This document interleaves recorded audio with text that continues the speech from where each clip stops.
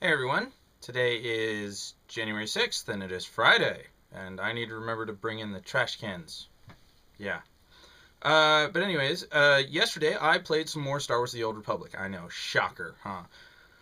I played as the Jedi Guardian, going full up the defense branch, I suppose. Tree, limb, take your pick. I'm going full up defense. I made it from uh, yesterday. I started with the works on Coruscant, made it all the way through the works, doing everything down there, including getting the Datacron, which took me 3 tries to get. The first time I uh, bounced off, I fell between the wall and the pipe. The second time I bounced off a pipe when I went to jump up onto it, and the third time was I finally got it. And then I went to the Jedi Temple and participated in a heroic, uh, Enemies of the Republic.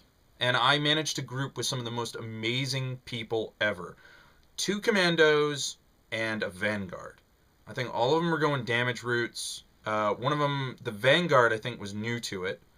Uh, so I think what she wound up doing was switching over to combat support cell and just shooting me. Um, But yeah, as a guardian amongst troopers, it was an amazing encounter. We just completely schooled it. And then I went on and I got the Strength Datacron from the Jedi Temple. I got the Star Snow's Journal, that little side quest there at the Jedi Temple. And then I did my class quest, and that went over pretty well. And then I went back and I did Trouble Indeed with a level 14 Sentinel and a level 23 Sentinel with the Sentinel's companion. It was not exactly the best experience I had ever had doing Trouble Indeed. However, it was far from the worst. So there you go. Part of the problem with being with such a higher level character like a level 23 Sentinel is that they don't get any experience for it. They nerf your experience for it, and you wind up suffering due to the perceived need to make a profit on the mission. I will not begrudge you your profit margins. However, for those of us who haven't done the mission yet with that character, come on, we need to make profit too. So, greet it unless you need it, damn it. Ugh. Party etiquette. I mean, I understand doing it to Republic's Most Wanted, but honestly, I would have been just fine passing everything on to the 14th level Sentinel and letting her have everything. I mean, they need it more than I do. So, anyways, by the time I finally finished with Coruscant, I then had access to my ship. Went out and I did the 3 space missions that were available to me, and I did them twice. Because the first time you do them, it's like the introduction to space. Yay! Go do the Fondor escort mission. Let us know what you find. You do the Fondor escort mission, they give you a lump sum of XP. I actually went from level 18 to 19 in that mission before I finished the bonus. So it was level 19, bonus completed. And I went, oh, cool. So I was that close. Then did it again to do the new mission. What is it, like Midnight Escort or something? I don't remember what it's called. And then after that, it was the Balasar Outpost and Javal Fleet Action. You do those twice. You do them once each to get their first time mission out of the way. Then you do them again for the Umbrella mission that covers both of them. And that got me like 2/3 of the way through level 19. Just doing those twice, period.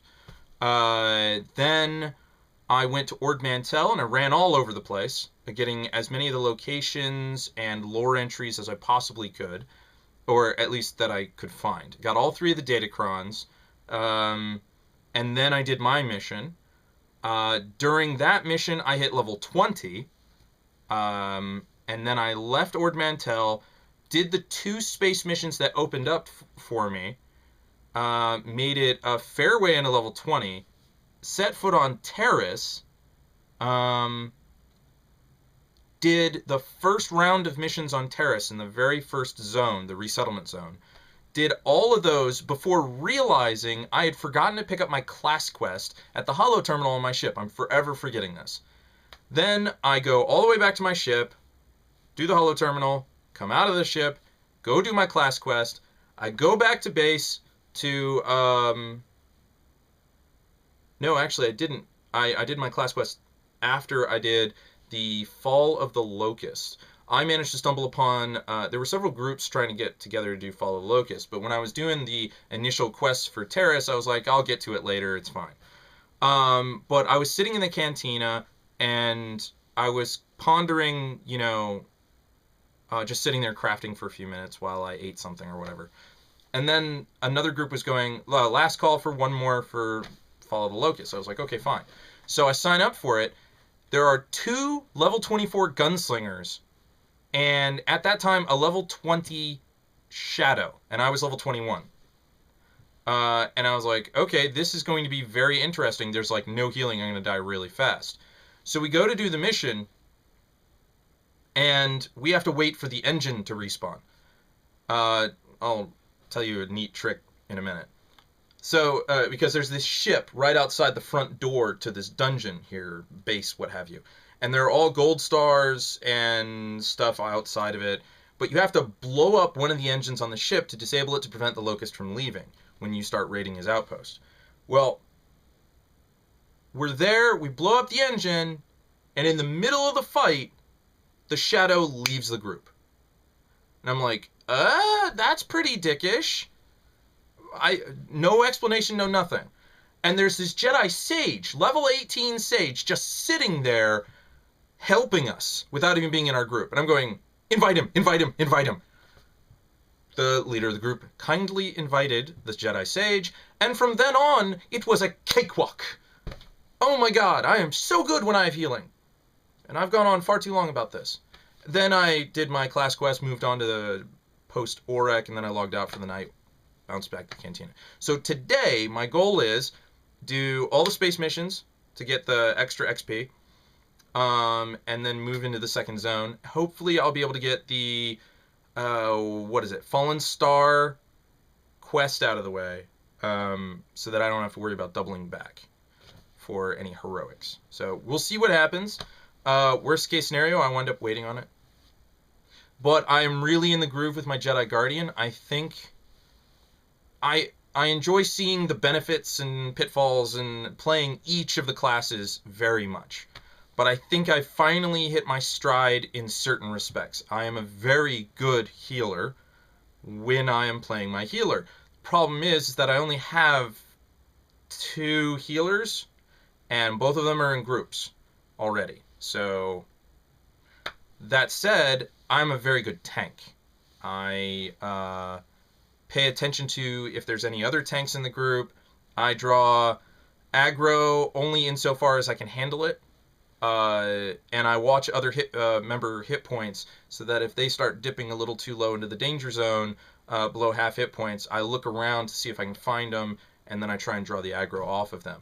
Usually, the weakest person in the party, lowest level, or the healer, whichever comes first, or both, in my case yesterday, gets the guard on them. So, I'm going to go do that stuff. So, until next time, take it easy.